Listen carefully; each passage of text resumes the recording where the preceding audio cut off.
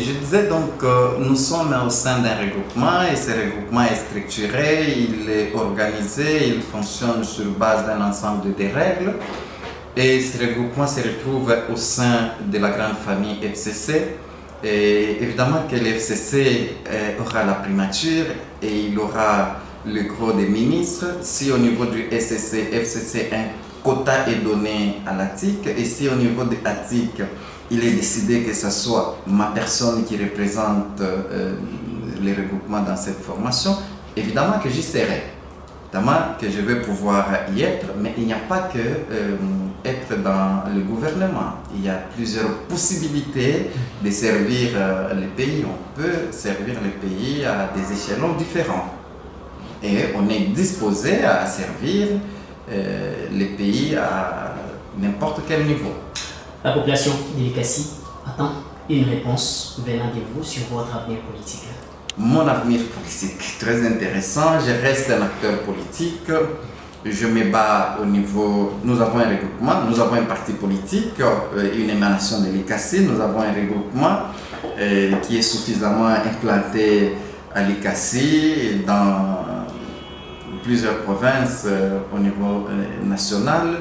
Et donc nous allons continuer notre bataille politique. Nous allons voir comment va se dessiner les paysages politiques. Nous allons voir les orientations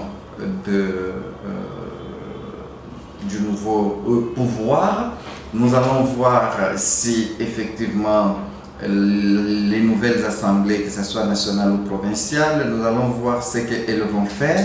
Et c'est par rapport à toutes ces donnes-là que nous allons nous situer politiquement.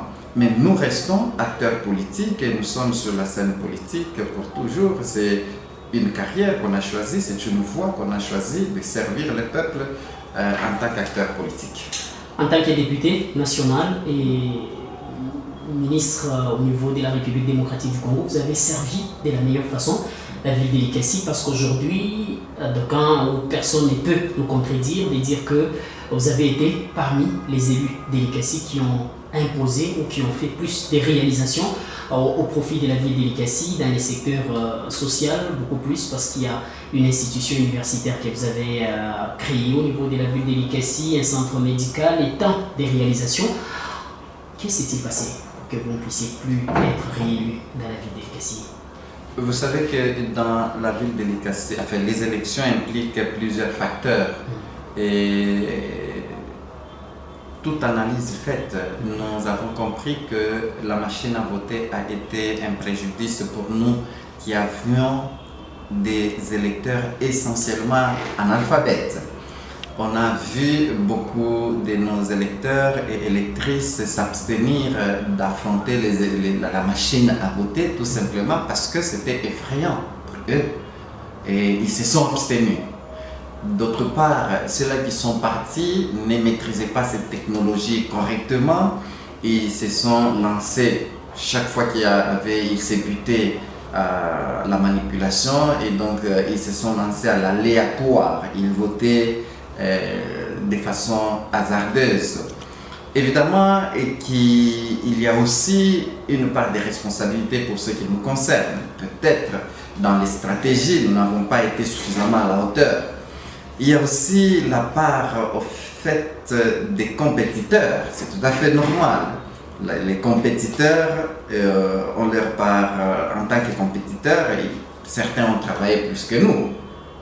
C'est tout à fait normal. En termes de campagne, évidemment, je parle de termes de campagne. Mais aussi, il y a eu des irrégularités. Il y a eu des irrégularités au niveau de la CENI. Il faut reconnaître qu'il y a eu des irrégularités qui ont fait que nous ne soyons pas élus tels qu'on l'avait souhaité. Mais nous restons toujours confiants et nous espérons que nous allons redresser la barre très prochainement. Un message à la population de la montagneuse ville d'Elikassi qui vous suit depuis Kinshasa, capitale de la République démocratique du Congo, mais aussi le même message peut-être en français et en suivi.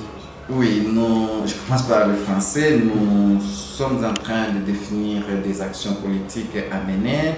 D'ici là, dès que les paysages se sera défini correctement, nous descendrons dans notre circonscription pour tenter d'organiser la base et de se mettre toujours en position de lutte politique. Et ça, c'est certain. Nous sommes provisoirement ici pour tenter d'organiser au niveau national notre regroupement, notre parti. Mais très bientôt, là, dans les jours à venir, très prochains, là, nous allons descendre à Likasi pour rencontrer cette population qui nous est très chère.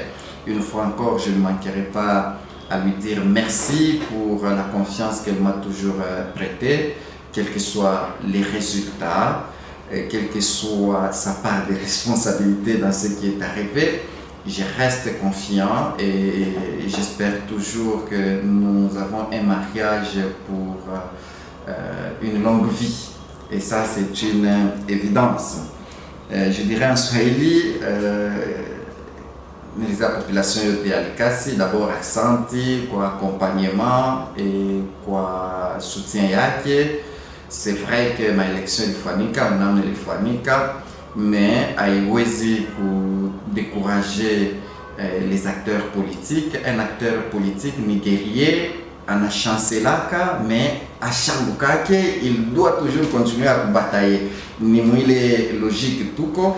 Maintenant là nous sommes absents pour Likasi parce que tu peux organiser politiquement notre regroupement au niveau national, na parti et tout. Et je pense que Mumashiki Tafuata, tutashuka Likasi pour tenter et pour organiser un regroupement na parti au niveau de Likasi, na kupatia ma directive pour notre base. Une fois encore, accent de la population à Likasi. Excellence Ilunga Munga Simplice, merci de nous avoir accepté dans votre bureau pour que nous puissions organiser cet entretien qui va devoir passer plus d'une fois sur les antennes de la radio et télévision canadienne. Je vous remercie beaucoup et je vous souhaite un bon séjour à Kinshasa. Merci. Et si jamais vous devez rentrer, un bon retour dans notre chère ville de Likasi. Merci.